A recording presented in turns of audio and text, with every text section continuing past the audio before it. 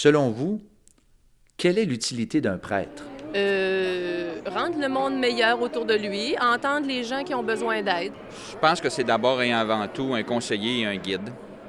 L'utilité d'un prêtre? Personne ressource. On peut se confier à lui. Franchement, j'ai pas trop d'idées là-dessus. Là. C'est de guider, c'est fidèle. L'utilité d'un prêtre, Aider la population là, de la ville où est-ce qu'il travaille. être un guide spirituel. Un support. Pour qui croit ça? Je dis pas que c'est inutile, là, mais c'est que je le sais pas.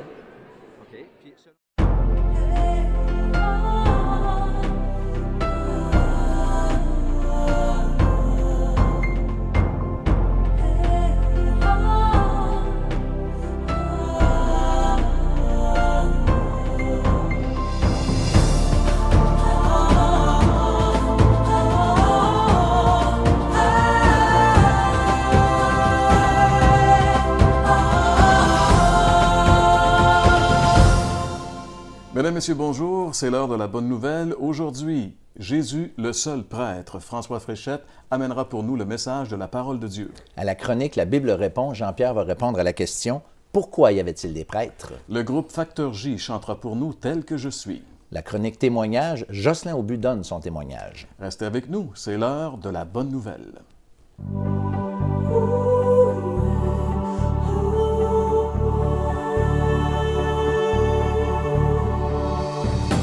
Selon la Bible, les prêtres ont-ils encore une raison d'être?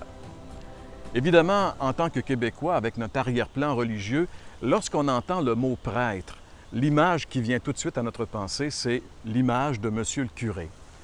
Mais historiquement, à travers les différentes religions païennes et aussi à travers le judaïsme biblique, celui qu'on nommait le prêtre était la personne qui avait pour fonction d'offrir des sacrifices à Dieu.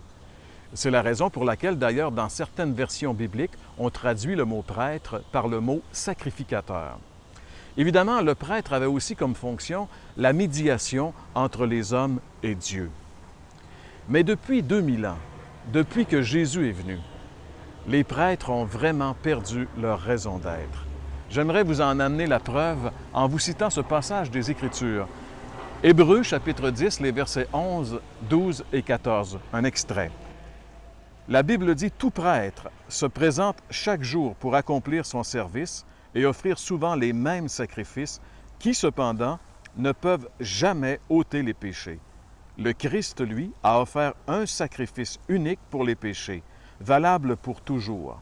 Par une offrande unique, en effet, il a rendu parfait pour toujours ceux qu'il purifie du péché. » Les millions de sacrifices offerts par les millions de prêtres à travers les âges, n'ont jamais réussi à enlever un seul péché. Par contre, le seul sacrifice de Jésus-Christ, accompli une fois pour toutes, enlève tous les péchés de tous ceux qui se confient en lui. Quelle différence!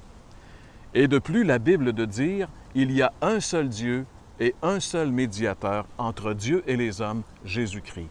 Donc, la réponse est claire. Oui, les prêtres ont perdu toute raison d'être depuis que Jésus est venu.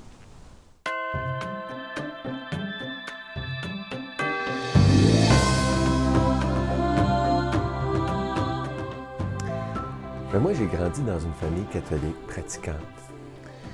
Et puis, c'était une famille heureuse, ça allait bien. Pendant mon enfance, je me suis quand même posé beaucoup de questions sur le sens de la vie, à quoi ça mène, pourquoi est-ce qu'on existe. On m'avait donné une Bible en images, et puis j'aimais ça lire le récit de gens qui connaissaient Dieu, qui aimaient Dieu, comme l'histoire de David. Ça me fascinait, même quand j'avais peut-être 7 ans, 8 ans. Et puis, certainement que mes parents m'ont influencé dans cette recherche spirituelle, parce qu'eux autres aussi cherchaient beaucoup. Je me souviens, il avait été aux Indes, il cherchait la vérité. Il avait été en Israël, un voyage, il faisait du yoga, du mysticisme, et puis même à l'âge de 16 ans, mes parents et moi, on a commencé à faire de la méditation transcendantale. On en a fait ensemble, on a commencé, et puis eux autres ont arrêté à peu près 1 an, après avoir commencé. Moi, j'ai continué pendant 5 ans. Et puis, je suis allé à des fins de semaine de ressourcement là-bas aussi, des retraites de perfectionnement. Je méditais soir et matin. Je cherchais. Et puis, pendant ce temps-là, mes parents, eux autres, étaient retournés à l'Église catholique plus assidûment. Et puis, il y avait un mouvement de ressourcement. C'est comme ça que ça s'appelait. Et puis, ils faisaient des fins de semaine. Et puis, vers l'âge de 18-19 ans, ils m'ont invité à aller à une de ces fins de semaine-là. Et puis, ça a été important pour moi. Contrairement à ce que j'en étais arrivé à croire avec la méditation transcendantale, en allant à ces fins de semaine-là, je me suis dit, là, j'ai réalisé que Dieu existait. C'était pas juste un concept, une idée, mais une personne, et que cette personne-là m'aimait. Et c'est suite à ça que je me suis intéressé plus au christianisme, à Jésus-Christ, à vouloir le connaître davantage. Et à ce moment-là, j'ai été, pas longtemps après, dans un camp, j'étais sauveteur aquatique, j'étais dans un camp chrétien, dirigé par des chrétiens évangéliques, et puis c'est la première fois que j'ai entendu parler plus clairement des vérités de la bonne nouvelle du salut en Jésus-Christ. À ce moment-là, je faisais des études en psychologie à l'Université McGill, et puis j'avais beaucoup de doutes aussi. Je me demandais, est-ce que Dieu, c'était pas le fruit de notre imagination? Peut-être, hein, parce que de tout temps, les gens se sont fait des dieux. Dans le monde primitif, là, on avait le dieu du tonnerre, on ne comprenait pas c'était quoi, le dieu de la forêt, la déesse de la fécondité, pour expliquer l'inconnu, pour arriver à contrôler ce qu'on n'arrivait pas à contrôler. Puis moi, je me disais, ça se pourrait-tu que les chrétiens aussi se soient inventés Dieu le Père et le Fils Jésus-Christ, son Fils, et puis pour les sécuriser par besoin psychologique. Et je m'interrogeais. Et puis, mais en lisant la Bible, parce que dans le camp, et puis quelques temps auparavant, j'avais commencé à lire la Bible, je me disais, il y a quelque chose de spécial dans la Bible. Je voyais Jésus-Christ, c'est pas normal. Il y avait quelque chose de particulier dans ce personnage-là et qu'il fallait que j'explique. Puis j'avais un peu l'attitude des soldats qu'on nous raconte dans l'Évangile de Jean, où est-ce qu'on dit, les soldats avaient été envoyés pour l'arrêter, puis là, disait, « Jamais homme n'a parlé comme cet homme. » Il y a quelque chose de différent. Je me disais, si Dieu n'existait pas, il aurait fallu qu'il soit comme Jésus. Aussi bon, pur, parfait comme lui. Et là, j'en arrivais à douter de mes doutes. Puis là, je me disais, peut-être que justement, Dieu existe et que le fait que tout le monde cherche à se créer un Dieu, c'est parce que Dieu qui nous a fait avec le besoin de le connaître, lui, de le chercher, de le trouver. Peut-être que justement, c'était la preuve, une preuve que Dieu existe. Dans mon cheminement, j'en étais arrivé aussi à comprendre que je n'étais pas parfait, j'étais pécheur. J'étais aussi incapable d'être parfait comme Dieu était parfait et de m'approcher de lui. J'avais aussi bien compris, hein, à ce moment-là, je faisais la méditation, mais j'allais à la messe aussi à tous les jours. Un été, là, je me levais, je commençais la journée en allant à la messe. J'avais peut-être 18 ans, 19 ans, j'allais à la messe. Et puis, on dit, hein, voici l'agneau de Dieu qui ôte le péché du monde. J'avais compris ça, que Jésus était censé être notre sauveur, le sauveur du monde.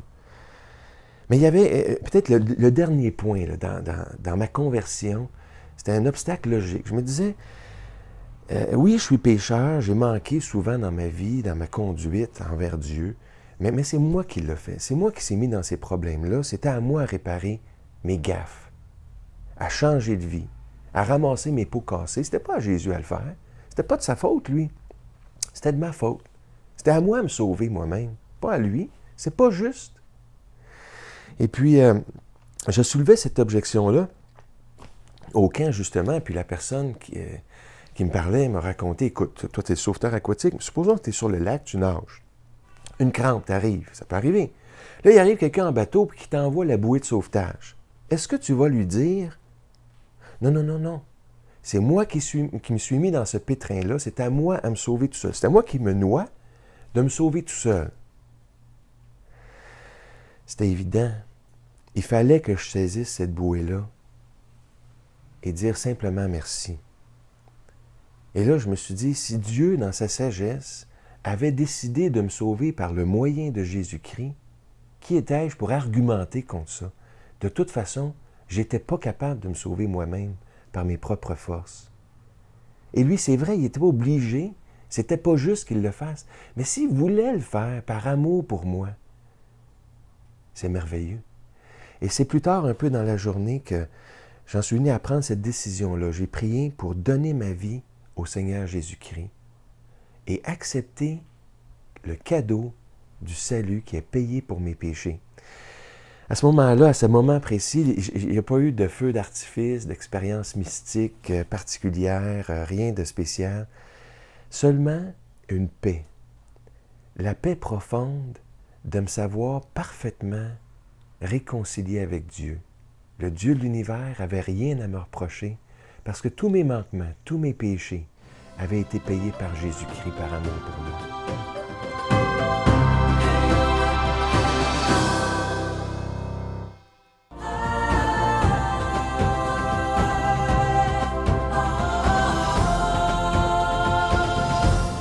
Bien, bonjour. On a entendu tantôt dans le Vox Pop à propos des prêtres. Je ne sais pas si vous êtes comme moi, mais lorsque on me parlait d'un prêtre autrefois, pour moi, c'était tout de suite évident que je voyais dans mon esprit le prêtre à l'Église qui officiait comme ça dans ce temple, ce grand bâtiment. Mais j'aimerais aujourd'hui, moi, vous parler au contraire de ce que la Bible dit à propos de la prêtrise. La première chose qui est importante à mentionner, c'est que c'est dans l'Ancien Testament que nous voyons l'institution de la prêtrise. La raison est fort simple. C'est que d'abord, Dieu est saint et que l'homme est pécheur et que le péché de l'homme nous empêche d'avoir accès à ce Dieu trois fois saint. Ainsi, Dieu avait choisi à l'époque, dans le peuple d'Israël, une famille et ses descendants pour officier comme ça et prendre un peu, si vous voulez, la forme d'intermédiaire entre Dieu et l'homme. Ces hommes, ces prêtres, avaient comme fonction particulière d'offrir des sacrifices à Dieu pour les péchés. Ainsi, lorsque, par exemple, un Israélite venait et avait péché, il venait avec un sacrifice et le prêtre sacrifiait effectivement pour cet homme afin que cette relation à laquelle Dieu tenait tant puisse être, si vous voulez, rétablie, remise en place pour que la communion puisse à nouveau avoir effet entre ce Dieu trois fois saint et l'homme qui était pécheur. Ce qui est intéressant, c'est que le Nouveau Testament nous révèle quelque chose qui surprend par rapport à cet état de choses que nous voyons dans l'Ancien Testament. En fait, ce que nous dit le Nouveau Testament, c'est que ces prêtres, ces endroits où les sacrifices étaient offerts, n'étaient en fait que des figures d'une toute autre réalité. Et c'est ça qui est vraiment spécial lorsqu'on lit la Bible, l'Ancien Testament, et puis qu'on arrive au Nouveau Testament. Donc, je vais vous lire maintenant un verset de la Bible qui nous dit à proprement parler ce que je viens de vous dire. On lit dans l'Épître aux Hébreux, le chapitre 5, le verset 5, et le chapitre 8. « Ils célèbrent un culte, image et ombre des choses célestes. » Si on va plus en détail un peu, ce que je voudrais vous expliquer, c'est qu'il y a trois éléments importants que je trouve intéressants ici dans ce verset, en fait, dans l'Ancien Testament. Eh bien, le premier, c'est à propos du tabernacle, c'est-à-dire le tabernacle était littéralement la demeure de Dieu, là où Dieu avait fait ou élu, si vous voulez, domicile avec l'être humain, parce que Dieu tenait à cette relation avec l'homme beaucoup plus qu'on peut s'imaginer. Et puis donc, le tabernacle, c'était littéralement la représentation de ce qui est au ciel, ou en fait, c'est le ciel, si vous voulez, qui est venu comme ça, habiter sur la terre. D'abord, le mot tabernacle, on pourrait dire le ciel où Dieu est venu tabernacler parmi nous. C'est littéralement ce que le Nouveau Testament nous enseigne. Il y avait aussi l'image du grand prêtre qui, lui, était une image du Seigneur Jésus ou du Christ, si vous voulez, qui allait venir. Et là, c'est important de comprendre l'image du prêtre, l'image de Jésus-Christ, c'est cette idée du prêtre qui allait venir un jour. Donc, c'était une image en attendant, si vous voulez, la réalité. Et ça, c'est important de comprendre. Et puis finalement, il y avait ces sacrifices aussi qui étaient bien sûr offerts, des millions de sacrifices au cours des siècles qui avaient été offerts comme ça par les prêtres, et puis qui, eux, représentaient rien de moins que Jésus-Christ lui-même qui venait ou qui devait venir pour donner sa vie en rançon pour nos péchés. J'aimerais vous rappeler comment Jean-Baptiste avait tellement bien saisi cette idée lorsqu'il a vu venir à lui le Christ. Il a dit ce qui suit.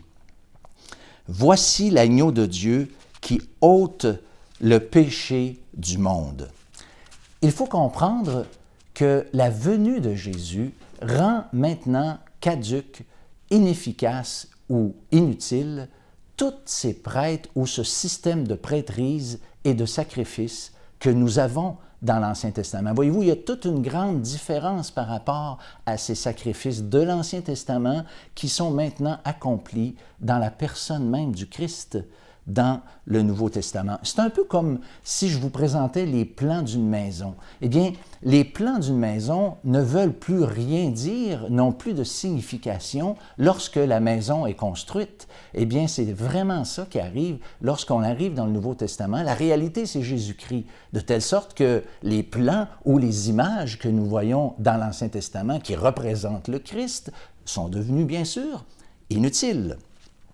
Mais le problème avec ces Juifs auxquels l'auteur de l'Épître aux Hébreux s'adresse, c'est qu'ils étaient peut-être un peu comme quelques-uns d'entre nous, où ils avaient, ces gens-là, de la peine à abandonner cette idée que les prêtres qu'ils voyaient physiquement offrir des sacrifices étaient maintenant, comme j'allais dire, passé date, et que la réalité était en Jésus-Christ, la venue de Jésus-Christ sur la terre. D'ailleurs, la Bible nous souligne à plusieurs égards les grandes différences qui existaient entre les prêtres de l'Ancien Testament et le grand prêtre, le vrai prêtre Jésus-Christ. Elle nous parle, entre autres, que les prêtres dans l'Ancien Testament étaient des êtres humains sujets à la faiblesse et qu'ils étaient aussi, bien sûr, comme tous les autres êtres humains, des pécheurs. Pour cette raison, ils devaient offrir des sacrifices pour eux et pour ceux qu'ils représentaient auprès de Dieu.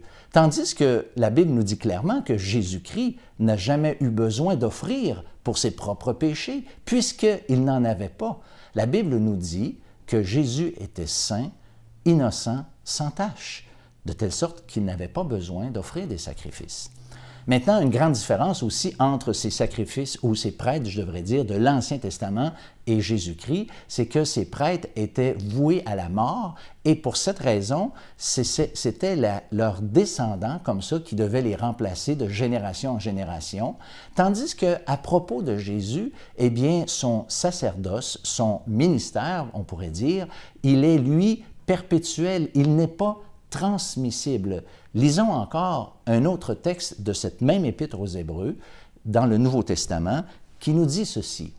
« Mais lui, parce qu'il demeure éternellement, possède un sacerdoce qui n'est pas transmissible. » On lit aussi cet autre verset. « Ayant été fait souverain sacrificateur pour toujours. » Voyez-vous, si les prêtres de l'Ancien Testament n'ont plus leur raison d'être, eh bien, les prêtres d'aujourd'hui n'ont plus leur raison d'être. Si Jésus-Christ a un sacerdoce qui n'est pas transmissible, eh bien, comment certaines personnes peuvent-elles prétendre à ce titre aujourd'hui? Chers amis, je pense que le prêtre d'aujourd'hui ne peut nous venir en aide en tant qu'intermédiaire, bien sûr. En tant qu'intermédiaire, le prêtre ne peut nous représenter aux yeux de Dieu. C'est Jésus-Christ maintenant qui est le vrai prêtre et qui intercède, qui est notre intermédiaire entre nous et Dieu. À tel point que, par exemple, confesser vos péchés à un prêtre, pour nous, c'est évident qu'il n'a pas le pouvoir de pardonner nos péchés. Seul Dieu, nous dit la Bible, a le pouvoir de pardonner les péchés. Je peux vous dire quelque chose d'extrêmement important ici aujourd'hui. C'est que Jésus-Christ est celui qui est mort sur la croix pour nos péchés et que c'est lui seul qui peut maintenant nous accorder un plein et entier pardon. Jésus-Christ pour mieux comprendre ce qu'il a accompli sur la croix. Lorsque je vous ai parlé tout à l'heure du temple dans l'Ancien Testament, ce temple était divisé en deux parties. La première partie était le lieu saint et la deuxième partie, le lieu très saint. Et puis, ce lieu très saint et ce lieu saint étaient divisés par un voile, et ce voile-là, de l'autre côté du voile, eh bien, seulement une fois par année, le grand et souverain prêtre pouvait offrir un sacrifice. Et la Bible nous dit que Jésus-Christ, maintenant, nous a ouvert la porte et que tous ces sacrifices de l'Ancien Testament ne pouvaient nous ouvrir cette porte entre le lieu saint et le lieu très saint qui, bien sûr, représente la présence même de Dieu. Lisons ensemble un verset qui nous le dit clairement.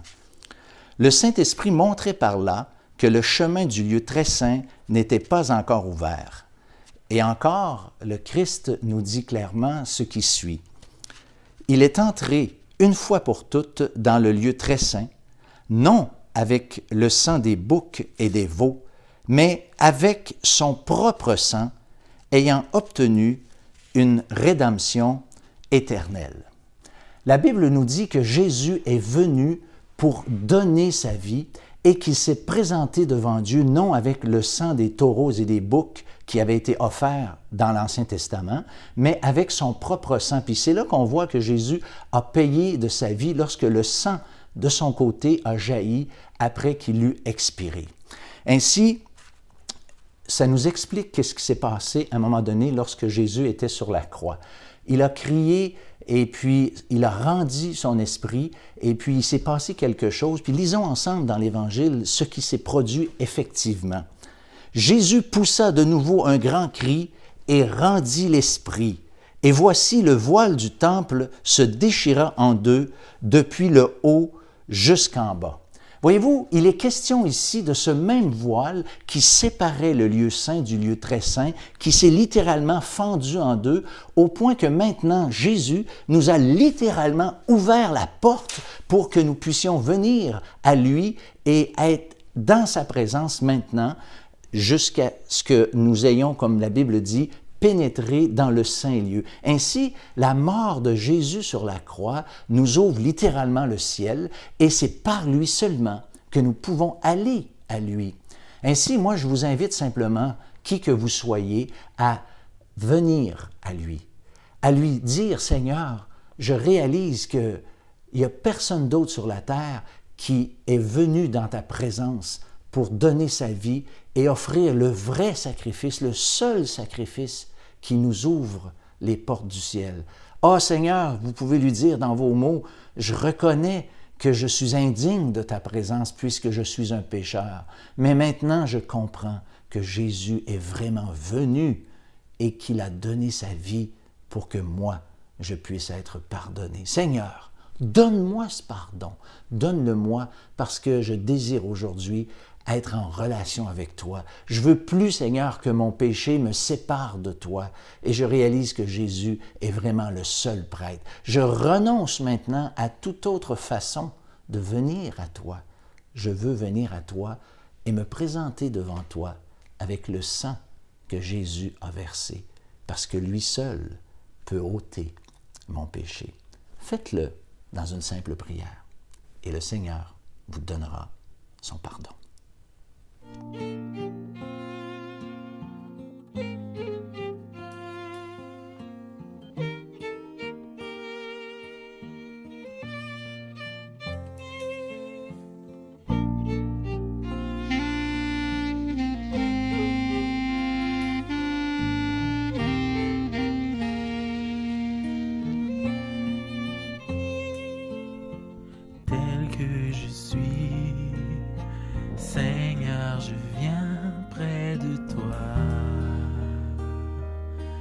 T'apporter ma vie telle que je suis. Seigneur, j'ai besoin de toi pour changer ma vie telle que je suis. Je suis perdu, ma vie n'a plus de saveur. tel que je suis, je n'en peux plus. Viens transformer ma tristesse en joie. Tu es le chemin, la vérité, la vie. En toi j'espère le salut, le repos. Tu es celui qui a tout donné, sacrifié pour moi. Tel que je suis, Seigneur, je viens près de toi. Tu m'offres ta vie, tel que je suis, Seigneur, au pied de ta croix.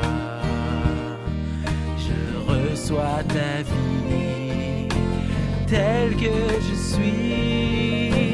Tu m'as aimé en acceptant la douleur.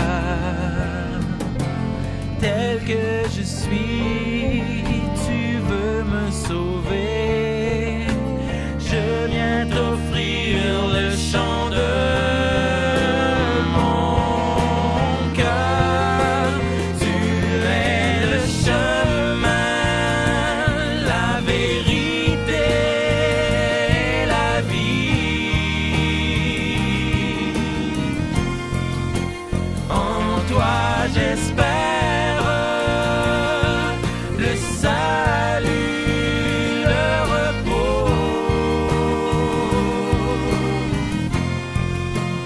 Tu es celui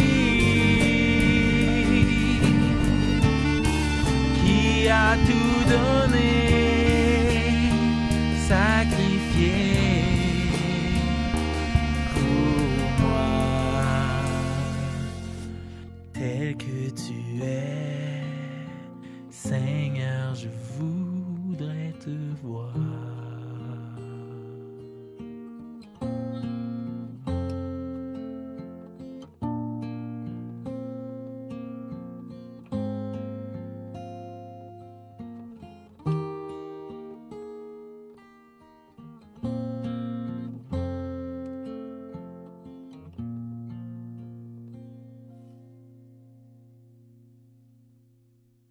Merci beaucoup au groupe Facteur J et bien sûr Facteur J pour le facteur Jésus, car c'est lui qui est important, n'est-ce pas François? C'est bien vrai.